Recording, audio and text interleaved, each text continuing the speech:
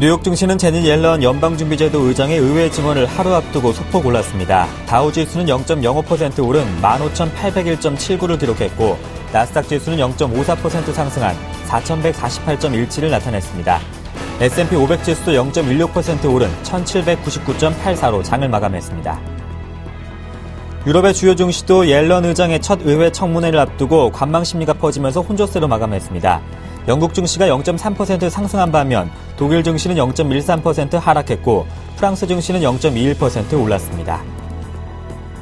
3월 인도분 서부 텍사스산 원유가 배럴당 $100를 돌파했습니다. 이는 최근 2개월 사이에 가장 높은 가격입니다.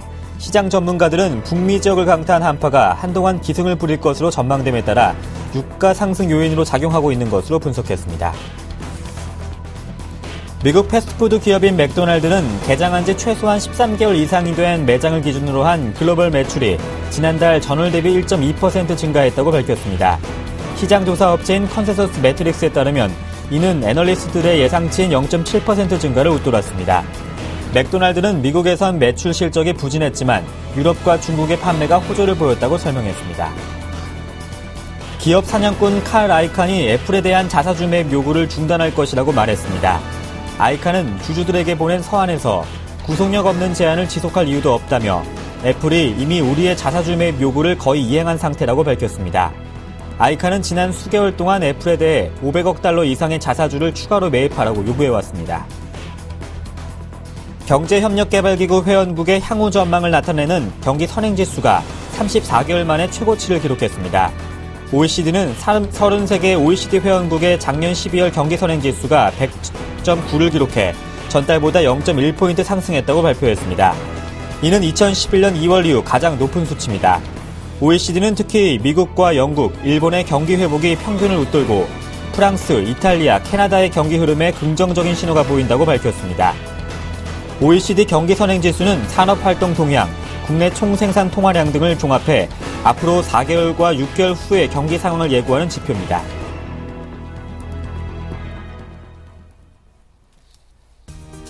안녕하세요. 굿모닝 대박예감의 강동석입니다. 뉴욕 증시는 옐런 의장의 첫 의회 청문회를 앞두고 소폭 상승했습니다. 지난주 주간 기준으로 올 들어 최대 상승을 보였던 뉴욕 증시는 별다른 경제지표 발표가 없는 가운데 전반적으로 관망세가 형성이 됐습니다.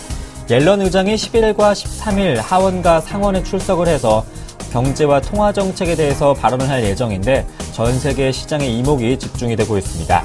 우선 시장에서는 옐런이 큰 변화를 꾀할 것으로는 보여지지 않고 있으며 테이퍼링 보류와 같은 발언은 하지 않을 것으로 예상을 하고 있습니다. 유럽 증시도 옐런의 의회 첫 청문회 출석을 앞두고 혼조를 보이면서 마감을 했습니다. 글로벌 시장 비교적 차분한 분위기 속에서 장을 마쳤습니다. 옐런 의장 발언 후에 이제 시장의 분위기가 형성이 될 것으로 보여지는데요. 닷새간에 상승할 수 있는 코스피 지수도 오늘 한번 기대를 해보겠습니다. 굿모닝 대박예감 지금 바로 출발합니다.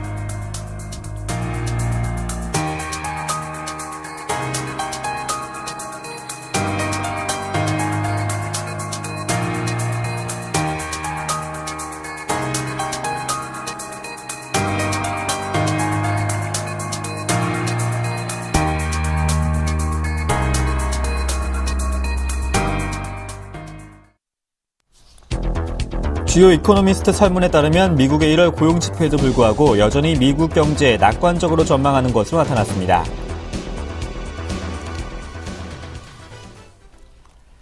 마감된 글로벌 소식 레이크쇼 인베스터스의 이현민 이사님과 함께합니다. 안녕하십니까? 안녕하십니까? 네, 옐런 의장의 첫 의회 청문회 출석을 앞두고 유럽과 뉴욕 비교적 차분한 분위기 속에서 마감을 했습니다. 그래도 뉴욕 증시는 소폭 올랐더라고요. 그렇습니다.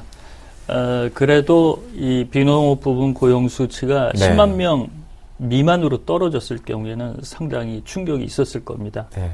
그렇지만 12월에 리바이즈된 수정치가 7만 5천 명이었고요. 11만 3천 명이 이제 1월 수치로 나왔죠. 네. 이 10만 명이 상당히 중요한 수치가 된 것으로 보입니다. 뉴욕 증시 특별한 재료가 없는 가운데 이번 주에 있을 옐런 의장의 하원과 상원 증언에 대한 기대감으로 조금은 그 투자 심리가 옆으로 비껴나는 이런 모습이었습니다. 지수는 매도 공세가 크지 않아서 일단 상승세는 지켜냈습니다. 지수부터 살펴드리겠습니다. 다우는 강보합세 0.05% 오른 15,801로 마감이 됐습니다. 나스닥은 0.54%가 올랐습니다. 4,148포인트. S&P 500 지수도 0.16%가 상승한 1,799로 1,800선 언저리 수준까지 현재 올라왔습니다. 오늘 유가가 $100에 올라섰습니다. 아주 오래간만에 유가 소식을 시청자 여러분께 전해드리는 것 같은데요.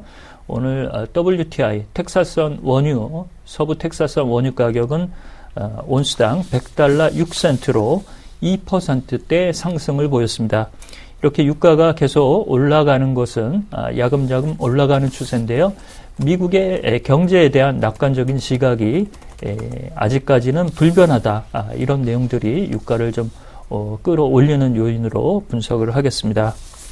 오늘 시장에서는 칼 아이칸이 그동안 애플의 자사주 매입을 종용했었는데요. 이 내용을 자신이 더 이상 강요하지 않겠다라고 포기 선언을 했습니다. 의결권 자문회사가 애플의 다른 주주들에게 칼 아이칸의 요구사항에 대해서 맞대응을 할 것을 권고를 한 이런 흐름에 칼 아이칸이 결국에는 백기를 든 모습이라고 볼 수가 있겠습니다. 오늘 유럽 증시는 특별한 재료는 없었는데요. 스위스에서 이민법, 이민자를 스위스에 들어온 것을 제한하는 이민법을 50.3%의 찬성표로 이민 제한법을 통과를 시켰습니다. 역시 유럽 증시도 미국 증시의 움직임에 눈치를 보는 장세고요. 무엇보다도 이번 주에 가장 굵직한 내용이죠. 이 옐런 의장의 청문회 하원과 상원에서 어떤 내용들을 발언할 것인가 여기에 이제 관심이 많이 몰리고 있습니다. 오늘 영국 지수는 0.3% 올랐고 독일과 프랑스 각각 소폭의 상승세를 지켜냈습니다.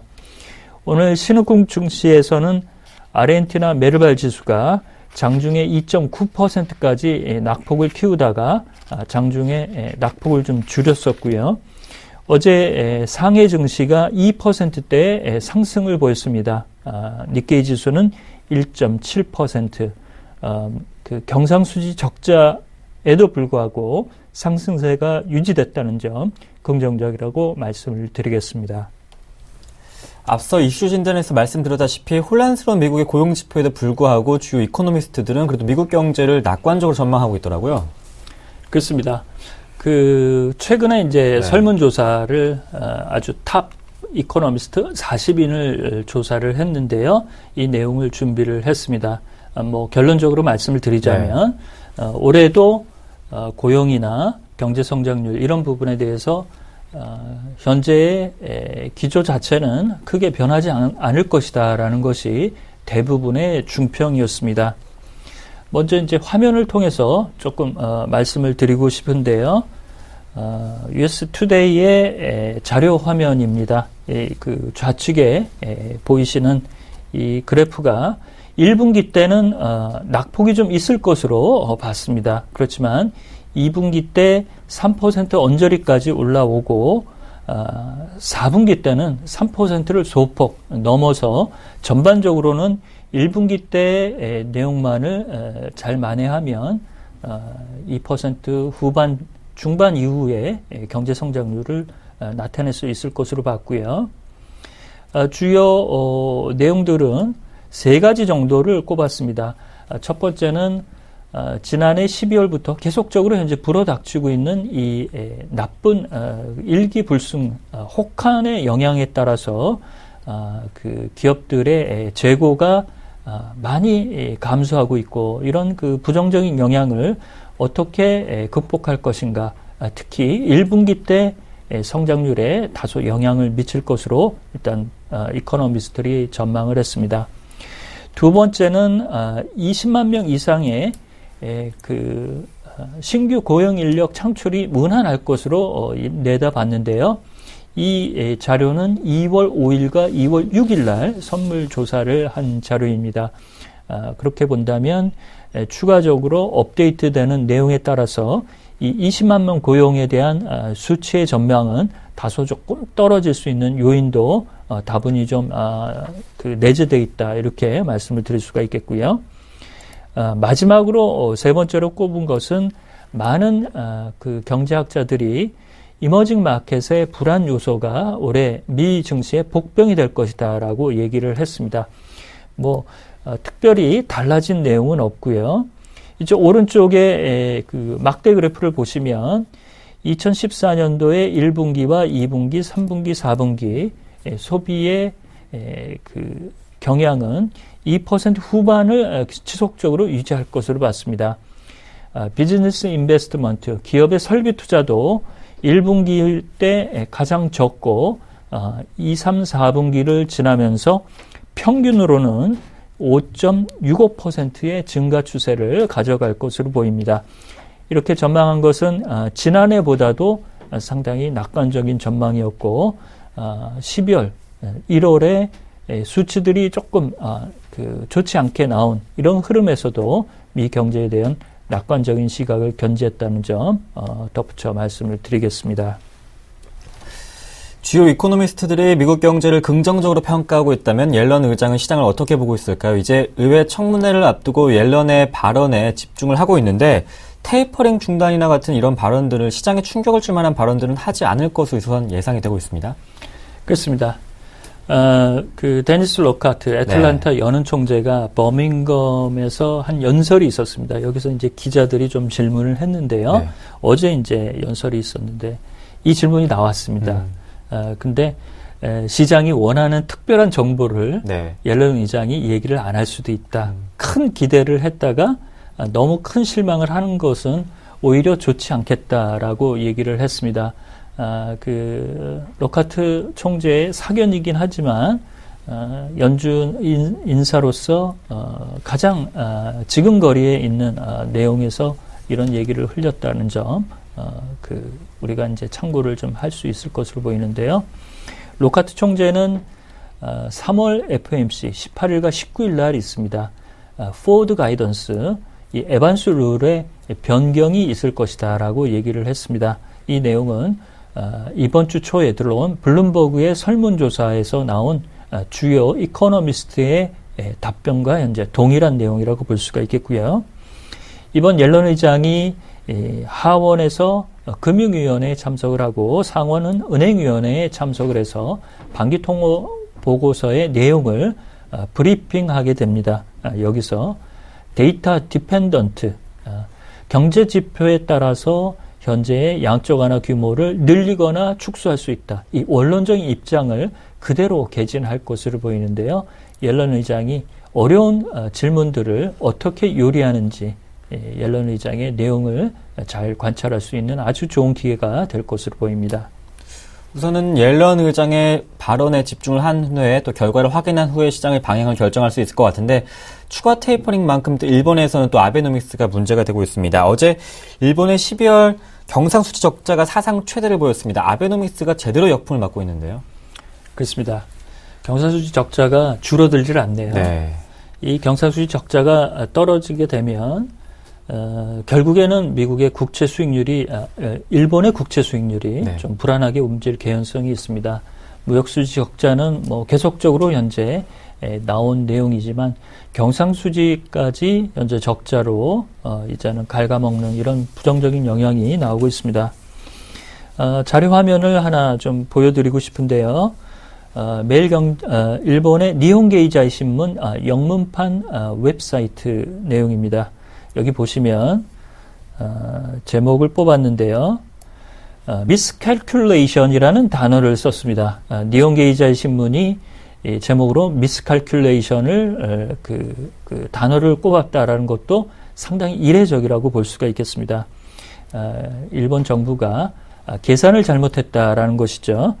당초 계산은 이 엔저를 통해서 수출을 증대하고 이런 부분의 흑자 폭을 줄이는 이런 그 계산을 했지만 결국에는 경상수지 적자까지 현재 3개월 연속 흘러내리는 이런 상황으로 Twin Deficit for Japan 쌍둥이 적자의 망령이 다시 수면 위로 올라오고 있다. 조금 비관적인 논조를 실었습니다. 경상수지 흑자가 지난해보다 31.5%나 줄어들었습니다. 3조 3,061억엔 지난해 현재 내용이라고 볼 수가 있겠고요. 지난해 무역수지는 5조 8,141억엔 그 수치로는 감을 잡을 수 없을 정도인데요. 경상수지 흑자가 3조인데 무역수지 적자가 5조다. 이 내용만 봐도 현재 무역수지가 매우 심각한 것을 볼 수가 있겠습니다. 그렇지만 지난 주말이었죠. 도쿄도지사 선거에서 아베 총리가 미는 인사가 일단 당선이 됐습니다. 이 무역수지 적자를 줄이기 위해서는 원전을 빨리 재가동을 해서 원유와 가스, 천연가스의 수입에 부담해서 털어내는 것이 아베 총리의 아베노믹스의 성공 여부를 들여다볼 수 있는 가장 중요한 단초라고 보겠습니다. 네, 마감된 글로벌 소식을 레이크쇼 인베스터스의 이현민 이사님과 함께했습니다. 고맙습니다.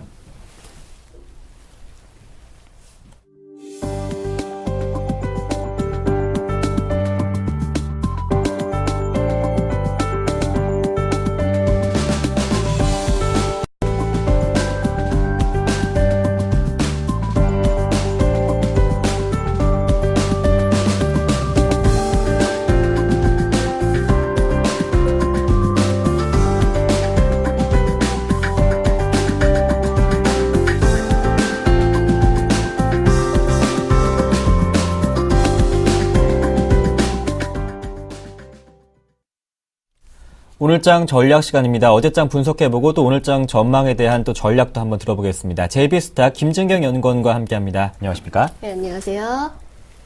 네, 어제장에서 먼저 중요한 탑 이슈부터 확인해보겠습니다. 네, 첫 번째 이슈는 코스피 지수가 거래 대금이 줄어들고 불안한 상승 행진을 보여주고 있습니다. 닷새째 상승이 이어질 수 있을지 오늘 분석해보겠습니다. 두 번째는 후실적 발표한 한국전력의 향후 전망에 대해서 살펴보겠습니다. 마지막으로 중국 기업주가 동반 강세를 보였습니다. 재평가에 대한 기대가 부각되고 있습니다. 네, 전일장에서 나흘째 상승을 이어가면서 코스피 지수가 소폭이나마 상승을 하고 있습니다. 하지만 거래 대금이 줄면서 불안한 상승을 보여주고 있다고요? 네, 일단 코스피 지수가 지금 전반적으로 좀 반등을 보이고 있긴 하지만 네. 당분간 추세적인 상승은 좀 어려울 거라고 좀 보고 있습니다. 그러니까 국내 증시에서는 아직까지 그 외국인의 시각은 좀 부정적이라고 좀 판단이 되고 있는 상황이고요. 반등이 나타나고 있다고 하지만은 시장에서는 점차 그런 어떤 시장을 이끌어갈 만한 주도주가 없는 상황이기 때문에 아직까지 좀 불확실성이 좀 남았다고 좀 판단을 보이고 있습니다. 일단은 하단 1880선을 잡고 아마 지지 여부를 조금 더 파악을 하실 필요가 있겠고요. 지금 코스피 같은 경우는 작년 11월부터 계속적으로 좀 하락 추세를 이어온 상황입니다. 최근 들어서 좀 반등을 소폭 보이면서 현재우선 1920선에 좀 나타내고 있지만은 그래도 여기서 강한 V자 반등이 나와줬으면 좋겠는데 지금은 거래량이 좀 현저하게 좀 낮아지고 있는 상황에서 국내 증시가 좀 체력도 함께 약화가 되고 있는 상황이라고 판단되고 있고요. 일단은 그 최근의 기업 실적이라든지 중국의 그런 경제 지표의 그런 불확실성 또한 테이퍼링 이슈까지 함께 좀 겹쳐지면서 여러 가지 좀 악재가 증시에는 좀 반영이 되어 있는 좀 상황입니다. 일단은 지금으로서는 저는 1950선 탈환도 아무래도 쉽지 않을 것으로 좀 보여지고 있고요. 사실 이제 코스피 지수는 어느덧 2000선도 이제 옛날 이야기가 좀 되어 나가고 있습니다. 지금으로서는 일단 이머지 시장이 점차적으로 안정세를 보이고 있다고 하지만은 그래도 여전히 문제가 완전하게 좀 해결되었다고는 좀 보기가 어렵다고 판단이 되어지고 있고 미국의 채무한도 협상이라는 것은 그런 어떤 그 불확실성도 나타났다는 점도 상당히 좀 부담으로 작용이 되고 있습니다. 또한 사실 증시에는 개인 투자자들의 비중이 상당히 좀 높게 그 형성이 되고 있었는데 최근에 동양 사태와 같은 그런 어떤 국내적인 좀 악재로 인해서 그 개인 투자자들도 좀 빠져나가고 있는 상황이고요. 이런 불안 심리가 좀 가중이 되고 있는 상황에서 예탁금도 줄어들고 있고 지금 이제 개인 투자자들도 어떤 안전 자산으로 좀 위주로 좀 흘러나가면서 지금 복귀조차도 좀 어려운 상황이라고 판단이 되고 있습니다. 일단은 그 코스피 지수가 좀 상승을 한다고 하지만은 오히려 추격 매수보다는 앞으로 이러한 좀 시장의 변동성을 좀 감안을 하시고 나서 좀 보수적으로 대응하시라는 좀 의견 드리겠습니다. 네, 두 번째로는 한국전력 살펴보겠습니다. 실적에 대한 실적이 잘 나오면서 이제 계속해서 한국전력은 상승 추세를 이어가고 있는데 어제장에서 그래도 소폭이나마 좀 하락을 보였네요. 일단 한국전력이 어제 오후에 그 6년 만에 흑자 전환했다는 네. 소식이 전해졌습니다. 일단 그 지난해 4분기 영업이익이 한 4,070억 원가량 좀 내놓으면서 전년 대비 흑자 전환에 성공했다고 밝혀졌고요. 연결 기준으로는 그 1조 5천억 원가량 조금 영업이익이 내놓으면서 조금 흑자 전환을 달성하였습니다. 올해 같은 경우는 요금 인상 효과라든지 그런 원전 가동률의 상승, 그리고 원료비도 좀 하향 안정화 추세로 접어들면서 아무래도 6년 만에 흑자 전환에 성공했던 것으로 보여지고 있고요. 최근에 기관 같은 경우는 일단 그 실적 호전주 위주로 좀 순매수하는 모습을 계속적으로 보여왔었는데 한국전력도 마찬가지로 그동안 기관에서 강한 좀 매수세를 보여왔습니다. 보통 이제 주가들은 실적 발표 전까지 기대감만으로 한 차례 좀 상승세를 보이다가 소폭 조정이 좀 자주 좀 나오는 모습, 그런 패턴을 보이고 있는데 한국전력도 마찬가지로 그동안 기대감만으로 한 차례 좀 상승세를 보이고 난 후에 좀 결과치를 내놓고 나서 다시 한번 조정이 나왔던 것으로 판단이 되고 있고요.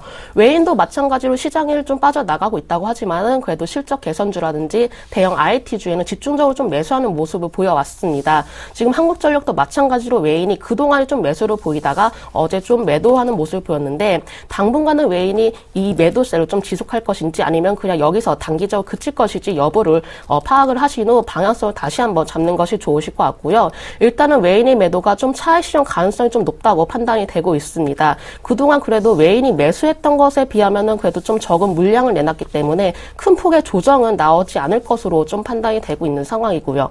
그러니까 지금 이런 조정이 또다시 한번 변곡점이 될 것으로 예상이 되고 있는데 그래도 저는 전반적으로 추세는 무너지지 않을 것으로 보고 있습니다. 왜냐하면은 6년 만에 흑자 전환이라는 이런 커다란 호재거리를 내놓은 상황이고 올해 같은 경우도 전기요금 인상 이야기가 좀 상당히 나오고 있기 때문에 전반적으로 실적이라든지 그런 추세 형성은 당분간 유지가 될 것으로 보여지고 있습니다.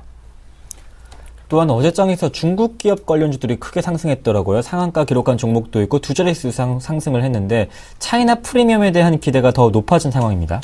일단 중국주 같은 게 최근에 이제 미운오리 칙을 받아왔었는데 네. 저도 정말 상당히 놀랐던 정도로 좀 동반 상승을 보이고 있습니다. 네. 일단은 예전에 중국 고섬이라는 그런 상장 폐지로 인해서 아무래도 그동안 좀 차이나 리스크가 크게 시장에서 형성이 되어 왔습니다. 그러니까 이젠 투자자들의 시각은 조금씩 바뀌어 나가고 있습니다. 기업의 본질적인 가치에 오히려 좀 더 주목하자는 그런 입장들을 좀 내놓고 있는 상황이고 오히려 지금으로서는 이런 관련주에 대한 저평가 매력도 상당히 좀 부각이 됐던 것으로 보여지고 있고요.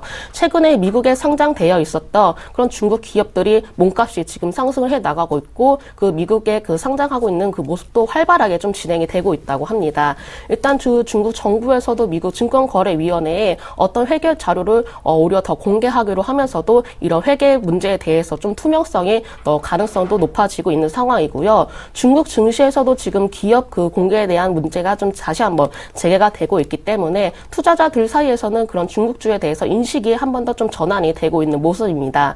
그동안 중국주 같은 경우는 회계 관련 문제가 상당히 높았지만은 이제는 기업들이 어느 정도 적극적으로 좀 나서면서 우려를 해소시키는 모습이 상당히 긍정적이라고 좀 볼 수가 있겠고요. 또한 이제 중국에 대한 소비 시장에 대한 그런 회복도 그런 기대감도 좀 반영이 되고 있는 상황이고 그 3월에 이제 전인제에서 아무래도 내수 확대 정책에 대한 그런 기대감도 함께 작용이 되면서 여러 가지 호재가 좀 맞물려 있는 좀 상황이라고 말씀을 드리겠습니다. 일단 현재로서는 주가가 너무 급하게 올라왔기 때문에 차익 실현 매물에 좀 우려하실 필요가 있겠고요. 중국주를 좀 그 매수하시려는 분들은 일단은 조정 시에 접근을 하시는데 그 상황의 거래량과 수급부터 먼저 좀 파악을 하시고 나서 조정 시에 접근하시는 것이 좋겠습니다. 네, 이제 증시의 방향은 옐런의 발언 이후에 결정이 되겠지만 앞으로의 닷새째 코스피 지수 오늘장에서 상승세를 이어갈 수 있을지 앞서 김진경 연구위원님은 1950선까지는 좀 힘들 것이다 이렇게 말씀을 해주셨잖아요. 오늘장 전략을 세워볼까요? 일단 오늘도 마찬가지로 제네 옐런의 그런 공식성상 발언으로 인해서 조금 더 지켜보자는 심리가 강할 것으로 보여지고 있습니다. 네. 오늘 증시의 또 최대 변수로는 그래도 제네 옐런의 발언이라고 좀 판단이 되고 있는 상황이고요. 그러니까 11일과 13일에는 그 예정된 어떤 그 의회 그 발언들을 통해서도 FRB의 그 경기 인식과 그리고 출구 전략에 대한 입장들을 한번 살펴볼 수가 있겠습니다. 옐런 의장은 일단 비둘기파적인 좀 성향 성향을 가지고 있습니다. 만약에 시장 친화적인 그런 시각을 보인다면은 그래도 어느 정도 시장의 안정화를 좀 찾아 나갈 수 있을 것으로 보여지고 있고요. 지금 코스피가 1920선에 올라오긴 했지만은 적극적인 반등을 시도를 하기에는 중국 지표의 발표도 함께 좀 변수로 남아 있는 상황입니다. 일단 신흥국 불안은 좀 진정되고 있다는 점은 긍정적인데 글로벌 투자 심리도 함께 좀 안정화를 보여 나가고 있는 상황이고요. 하지만 아직까지는 그 증시 상승의 걸림돌이라고도 할 수 있는 기업의 실적 발표가 다시 한번 악재가 좀 나타날 가능성도 높겠습니다. 여전히 좀 변수들이 남은 상황에서 외인들은 쉽게 그래도 매수세를 돌아서기는 쉽지 않을 것으로 보여지고 있고요. 아직은 대외적으로도 여전히 불확실성이 남은 상황이기 때문에 시간은 좀 더 필요하다고 판단이 되겠고 현재로서는 좀 보수적으로 좀 대응하시라는 말씀드리겠습니다. 일단 현재 같은 장에서 조금 더 살펴보실 업종으로는 제가 제약주를 좀 말씀을 드리겠습니다. 일단 최근 제약업 지수 같은 경우는 그래도 시장 대비 좀 견조한 흐름을 보여 나가고 있습니다. 지금 내수 시장도 회복이 되어 나가고 있고요. 제약주 같은 경우 이제 수출주로 좀 그 변화를 하면서 앞으로 좀 매출 성장에 대한 기대감이 높아지고 있는데 해외 수출도 워낙에 좀 확대가 지속이 되면서 꾸준히 성장성과 매출 상당히 좀 기대가 크다고 말씀을 드릴 수가 있겠고 최근에 삶의 질이 높아지면서 미용이라든지 그리고 건강기능식품에도 상당히 사람들의 관심이 높아져 나가고 있습니다. 이런 점만 보더라도 제약주 같은 경우 앞으로의 좀 안정적인 매출 그리고 성장성을 기대를 해볼 수가 있겠고요. 제약주 같은 경우 단기적으로도 좀 중장기적으로 좀 대응해 보실 만한 그런 업종이라고 말씀을 드리겠습니다. 네, 오늘 장에선 제약 업종에 대한 관심이 유효할 것이다 이렇게 정리를 해주셨는데요. JB스탁의 김진경 연구원과 함께했습니다. 고맙습니다. 네, 감사합니다.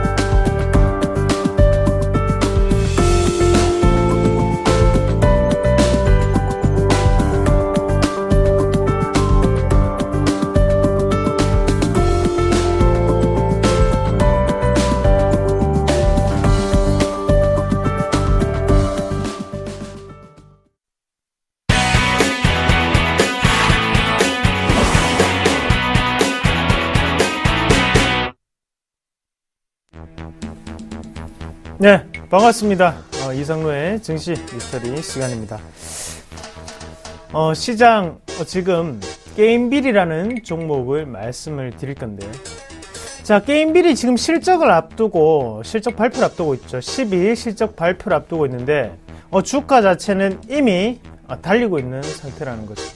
자, 어제까지 상당히 달렸습니다. 그리고 수급적인 부분으로 봤을 때 외국인과 기관의 동시 순매수가 들어오고 있는 기조를 나타내고 있습니다. 자, 외국인과 기관은 왜 벌써부터 게임빌을 매수를 하고 있는 걸까요? 과연 게임빌이 어떤 부분이 달라지길래 지금 실적도 안 넣은 마당에 이렇게 매수를 하고 있는 걸까요? 지금부터 차근차근히 살펴보도록 하겠습니다. 자, 수급부터 한번 먼저 체크를 해보실게요. 어제도 8% 정도가 오르는 모습이었고 수급 한번 보신다면 외국인과 기관의 동시 순매수가 들어오고 있는 종목이다, 그렇게 말씀을 드릴 수가 있겠고요. 자, 외국인이 이렇게 크게 들어오고 그리고 기관이 이렇게 들어오는 마당에 우리가 매도율 한번 같이 보시면 매도 자체는 안 잡히고 있다는 거죠. 무조건 다 순매수, 매수 기조만 유지를 하고 있구나 라는 부분을 우리가 체크를 해보실 필요가 있습니다. 왜 이렇게 신규 매수가 들어오는 걸까요? 자, 앞서서도 말씀을 드렸듯이 실적은 12일 날 발표를 하게 됩니다. 자, 12일 날 예상치의 실적을 한번 같이 보신다면, 자, 4분기 매출액은 222억 원, 그리고 영업이익은 15억 원을 기록할 전망인데요. 자, 시장의 컨센서스는 22억 원입니다. 시장의 컨센서스를 하회할 것으로 나타나는 마당에 이렇게 매수를 하고 있다는 점을 우리가 주목을 해 보실 필요가 있다는 거죠. 자, 영업이익은 15억 원을 기록을 하게 되면 전년 동기 대비해서 77%가 감소하는 모습이고, 매출액 또한 전년 동기 대비해서 1.4%만이 오를 수 있는 그런 위치라는 거죠. 아, 생각보다 실적이 상당히 안 좋구나. 영업이익, 이 부분이 상당히 지금은 감소를 했구나 라는 부분을 우리가 미리 전망을 해볼 수가 있겠습니다. 하지만 이런 부분을 봤을 때 왜 이렇게 2013년에 실적이 안 좋았는지를 우리가 좀 더 면밀하게 살펴보실 필요가 있겠습니다. 자, 2013년에 실적이 안 좋았던 이유, 바로 인건비라는 부분이 크게 적용이 되었고, 거기에 마케팅 비용이 상당 부분 증가를 했다는 거죠. 자, 시청자 여러분, 한번 곰곰하게 한번 생각을 해보세요. 현재 무수한 모바일 게임 회사들이 많습니다. 당연히 자기들 게임을 좀 더 홍보하기 위해서는 마케팅 비용까지도 써야 된다는 거죠. 우리가 통신업을 한번 생각해 볼게요. SK텔레콤, KT, 그리고 LGU 플러스. 자, 광고비를 어마어마하게 쓴다는 거죠. 똑같이 모바일 게임 회사들 같은 경우에도 경쟁이 너무 심화되다 보니까 좀 더 광고를 하게 되고 마케팅적으로 좀 더 비용을 증가시킬 수밖에 없는 구조가 되어가고 있다는 겁니다.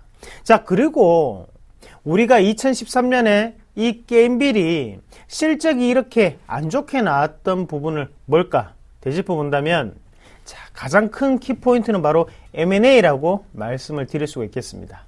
자, 게임빌의 구조상 컴투스와 조금 다른 구조가 한계가 있었습니다. 그것은 자체 개발을 해서 게임을 만들어내느냐, 아니면 게임빌처럼 다른데 위탁을 맡기고 난 다음에 수수료를 지급하는 방식이냐, 그 차이가 있었다는 거죠. 우리가 이런 구조 자체를 퍼블리싱 구조라고 하는데요. 이런 퍼블리싱 구조를 가지고 있다 보니까 당연히 수수료적인 부분이 많이 사용이 되겠죠. 하지만 이런 2013년에 이런 과정 자체를 과감하게 정리를 하면서 흡수합병, 우리가 흔히 아는 M&A를 성사를 많이 시켰습니다. 그래서 컴투스를 성사를 시켰고, 다른 여타의 중소형 게임 업체들까지도 M&A를 시도를 하면서 성공을 했다는 겁니다. 자, 그러면 조금은 해결이 되셨습니까? 2013년과 2014년에 극명하게 달라지는 것 딱 한 가지가 있습니다. 바로 퍼블리싱 구조 자체가 지금보다는 줄어들 수 있겠구나 라는 부분을 우리가 알 수 있다는 거죠. 당연히 흡수합병을 했기 때문에 그 기업이 게임을 개발하더라도 게임빌의 연결 실적으로 그대로 잡힐 수밖에 없는 그런 구조가 된다는 겁니다.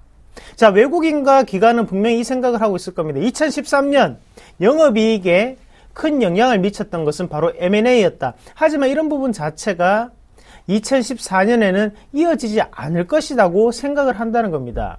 그렇기 때문에 시장의 컨센서스를 하회함에도 불구하고 미리 매수세가 들어오고 있다는 거죠.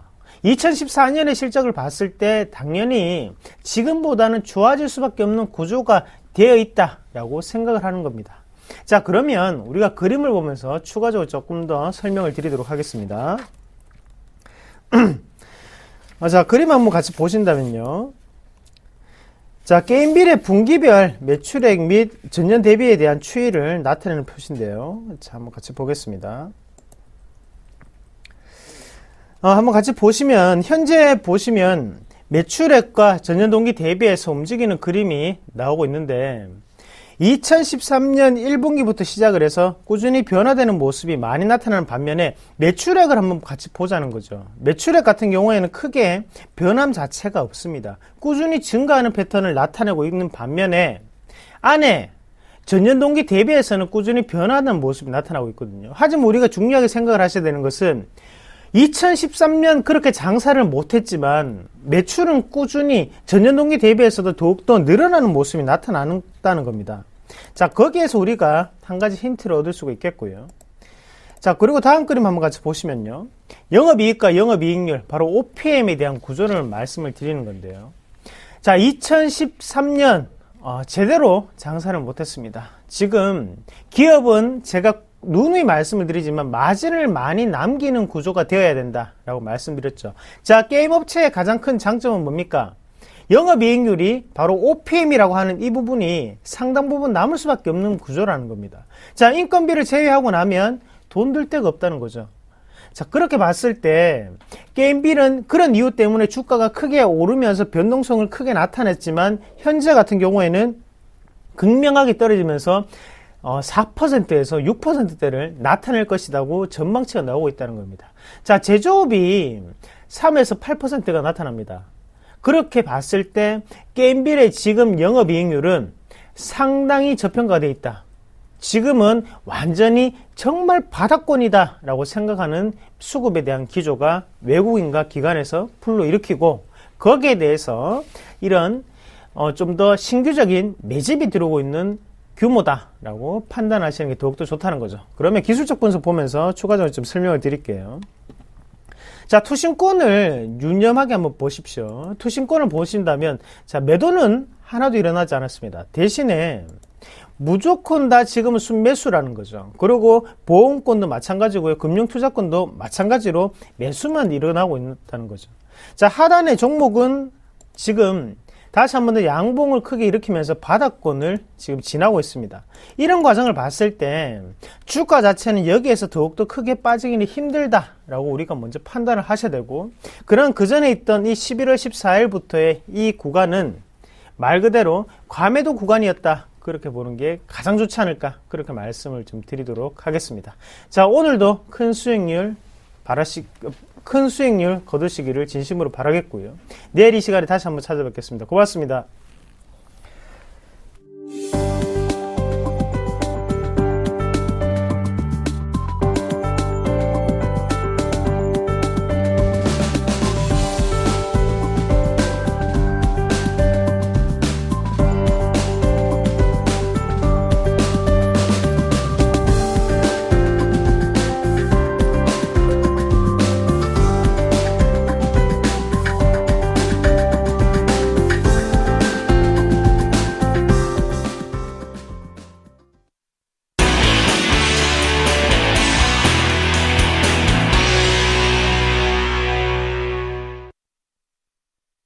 글로벌 인사들의 발언과 이슈에 대해서 색다른 시각으로 의미를 분석해 보겠습니다. 김동섭의 일당백, IM투자증권 김동섭 이사님과 함께합니다. 안녕하십니까? 네, 안녕하세요.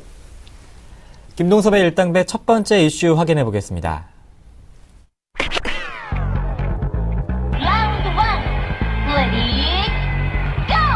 파이낸셜 타임즈 칼럼니스트가 제넷 옐런 미국 연준 의장이 직면한 가장 어려운 점은 실탄이 떨어진 것이라고 지적했습니다. 실업률이 6.5%에 가까워지자 포워드 가이던스조차 필요성에 의문이 제기되고 있다, 이렇게 지적을 하더라고요. 지금 옐런이 이제 임기를 시작을 하죠. 네. 임기를 시작하는데 문제는 뭐냐면, 시장에서 미국은 통계를 굉장히 중요하게 생각합니다. 이제 과거에 폴 볼커 1979년도에 같은 경우는 이제 금리 인상을 급격하게 함으로 인해서 아시아 금융위기를 만들었었고요. 그 다음에 그린스펀이 있을 때는 검은 월요일이라서 블랙 먼데이가 있었고요. 벤 버냉키 회장 때는 아마 지금 연장선상이지만 서브프라임 모기지가 있어서 아주 위기를 자초하는 그런 상황이었습니다. 근데 그 당시에는 공통점이 그래도 금리가 상당히 좋았기 때문에 전통적 방식에 의해서 금리 조절로 시장 방어를 할 수 있는 그런 상황이 됐었죠. 근데 벤 버냉키 회장이 금리를 다 쓰고, 그 다음에 이제 비전통적 방식이라 해서 양적 완화를 진행해놓고 일단 임기를 마쳤습니다. 근데 자넷 옐런 입장으로서는 이제 전통적 방식의 금리는 사용할 수가 없죠. 제로 금리니까. 그러면 지금 쓸 수 있는 것은 양적 완화를 더 강화하든가, 아니면은 오히려 테이퍼링으로 갈 수밖에 없는 그런 상황이라는 거죠. 그러니까 경기 부양책을 할 수 있는 카드가 제한돼 있다라는 부분이 현재 시장에 나오는 얘긴데요. 지금 우리가 모르는 경제적인 어떤 정책이 있을 수 있다라는 생각으로 저는 생각을 하고 있고요. 실제로 마이너스 금리라든가 이런 것들을 사용하게 되면 물론 이것이 부작용이 있을 수 있는 것은 있지만 시장의 유동성을 상당히 확보해 줄 수 있는 그런 계기가 될 수 있기 때문에 이런 부분들을 본다면 꼭 자넷 옐런 때 전혀 실탄이 없다라고 보기는 어려울 것 같고요. 자넷 옐런이 사실은 서브프라임 모기지 같은 경우에는 예측을 했습니다. 저희 문제가 될 거라고 얘기를 했었는데 벤 버냉키 의장이 무시를 하면서 이것이 결국에서는 화근이 됐던 그런 경험이 있거든요. 이런 부분을 본다면 자넷 옐런의 예측을 한번 믿어볼 필요성이 있고요. 또 과거 사례를 보면은 이 자넷 옐런이 약 30번 정도 예측을 했었다고 그죠. 근데 그 예측에서 거의 대부분을 예측을 맞췄기 때문에 아마도 이번에도 그 예측 한번 기다려보는 그런 상황이 아닐까라는 부분이고요. 지금 실제로 그 영국이나 미국이나 공통된 주제는 이겁니다. 실업률의 포인트를 맞추고 서로 정책을 공조를 했죠. 그래서 영국은 7%, 미국은 6.5%의 실업률을 시장에 내놓고 이 부분이 오면은 일단 금리 인상을 할 수 있는 이유가 되는 그런 상황이 됐었는데 이 테이퍼링이 그 전에 먼저 끝났어야 되거든요. 근데 테이퍼링이 이제 한 200억 불 줄었는데 문제는 뭐냐면 벌써 실업률이 다 오는 문제가 발생했고 또 시장에 많은 경제학자들이 얘기하는 것 중에 하나 뭐냐면 실업률을 믿지 마라. 왜냐하면 실업률 안에는 구직 포기자가 너무 많고 또 저임금 노동자까지 포함된 거로 계산이 되기 때문에 지금 그 불안전 노동률로 계산하게 되면 실제로 거의 10%대에서 11%의 실업률이다. 이런 얘기를 많이 하고 있습니다. 그래서 이 부분에 대한 것이 자네들로서 상당히 좀 부담이 되고 있기 때문에 오히려 자네들은 이 부분을 이용해서 새로운 어떤 그 시장의 지표를 제공하지 않겠느냐라는 생각을 한번 해봐야 될 것 같고요. 이번 주 자넷 옐런 실탄은 없지만 새로운 실탄을 만들어낼 수 있지 않을까라는 어떤 기대감이 좀 있습니다. 그래서 그의 뷰가 향후 시장 4년을 이끌어가는 아주 중요한 상황이 될 것이다 라고 예측이 되고 있고요. 그렇지만 이것이 그 시장에 두려워할 문제는 아직은 아닌 것 같다라고 말씀드릴 수 있을 것 같습니다. 실업률은 6.5%까지 가까워지고 있고 또 추가 테이퍼링에 대한 압박은 더해지고 있는 가운데 시장을 안전시킬 옐런의 카드는 무엇인지 발언에 한번 집중을 해봐야겠습니다. 두 번째 이슈를 화면으로 만나보겠습니다.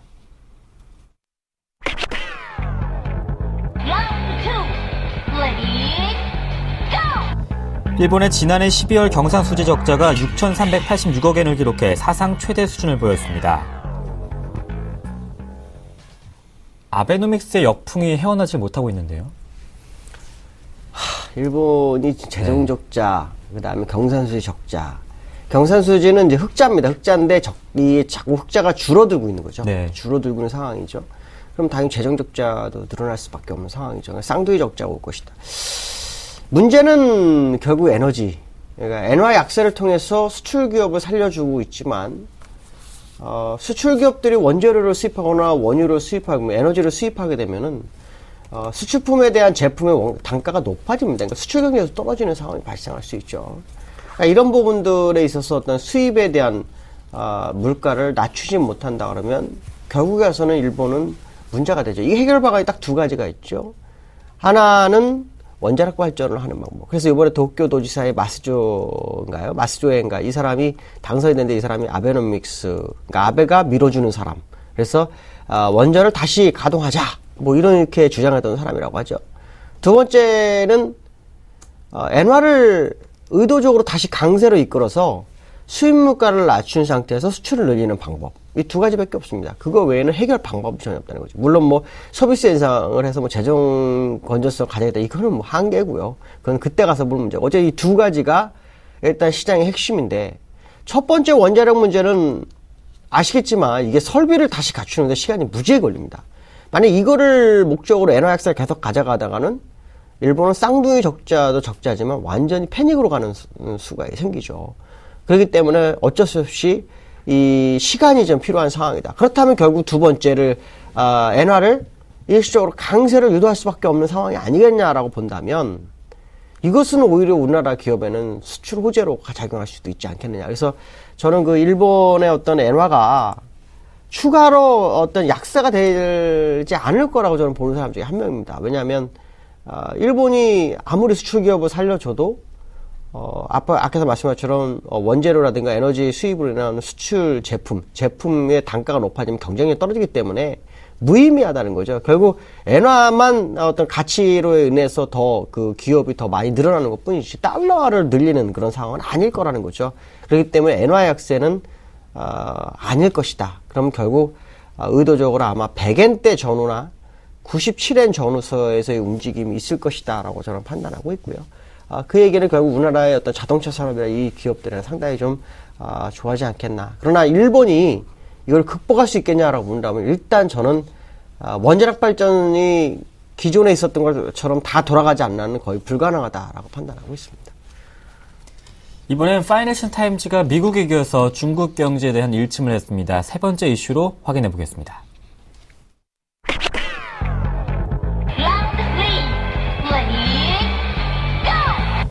중국 내 신용경색 파장이 해외에까지 영향을 주고 있다고 파이낸셜 타임즈가 보도했습니다. 국책은행들까지 자금 압박이 가해지고 있다고요? 중국이 지금 신용경색 얘기가 작년 7월인가요? 그때부터 지금 얘기가 계속 나오고 있습니다. 정확하게는 이제 작년 6월 20일 전후에서 주가가 엄청 맞았었죠. 그게 신용경색 문제인데요. 지금 문제는 뭐냐면 그 중국 개발은행이나 아니면 수출입은행에서 이제 그 대출을 많이 우리나라도 조선 같은 거 수주를 하게 되면 수출입은행에서 이제 대금을 이렇게 대신 내주고 그걸 나중에 받고 뭐 이런 역할을 합니다. 근데 이제 이런 것들에 있어서 지금 문제가 좀 발생하고 있다고는 하죠. 근데 저는 사실 이 문제가 그렇게 크다라고 저는 판단하지 않습니다. 오히려 지금 상황은 오히려 마지막 위기를 좀 조장하는 그런 과정이 아닐까라는 생각하고 있고요. 오히려 이 신용경색 문제는 막바지가 아닐까. 그 막바지 속에서 국채은행 뭐 자금 압박이나 이런 것들이 좀 드러나고 있는 그런 상황 정도로 좀 보고 있고요. 그 부분을 우리가 이제 저는 사실은 이 내용보다는 기술적 분석을 접근을 해보려고 합니다. 왜냐하면 이 중국의 어떤 그 차트든 미국의 차트든 이 재료를 가끔은 녹아내놓습니다. 그래서 차트의 움직임을 보면 이 중국이 뉴스가 이거는 가짜일 수도 있겠다라는 생각을 하게 되는데요. 지금 보시면은 이 시간적으로 보면 일단 기술적으로 보면 이게 헤드 앤 숄더입니다. 그러니까 이게 양 어깨가 되고요. 이게 머리가 됩니다. 그래서 어깨 높이가 똑같고요. 그다음 머리가 깊죠. 근데 시간적으로도 참 재미난 게요. 여기서 요 시간까지가 31주입니다. 근데 여기서부터 다시 여기가 31주에서 정확하게 사이클을 맞춰주고 되돌리는 모습이 지금 나오고 있습니다. 그렇다면 지금 그 신용경색은 누군가가 의도적으로 저가의 물량을 잡기 위한 전략이 아닐까라는 생각을 하고 있고요. 실제로 그 얼마 전에 테이퍼링 하면서 그 아시아의 자금이 많이 빠져나간다는 얘기가 있었는데 중국은 오히려 순유입입니다. 그러니까 이것으로 본다 그러면 결국에서는 이러한 뉴스들은 누군가 저가로 사기 위해서 막바지까지 재료를 시장에 푸는 그런 재료가 아니겠느냐라고 보여주고 있고요. 저는 그 중국 정부에서 이 부분을 잘 해결할 것이다라고 판단하고 있습니다. 네, 중국 내 신용경색 그렇게 걱정할 만한 부분은 아니다 이렇게 정리를 해주셨습니다. 지금까지 IM투자증권 김동석 이사님과 함께했습니다. 고맙습니다. 네, 감사합니다. 2월 11일 굿모닝 대박 예감이었습니다. 좋은 하루 시작하시길 바라겠습니다. 내일 뵙겠습니다. 고맙습니다.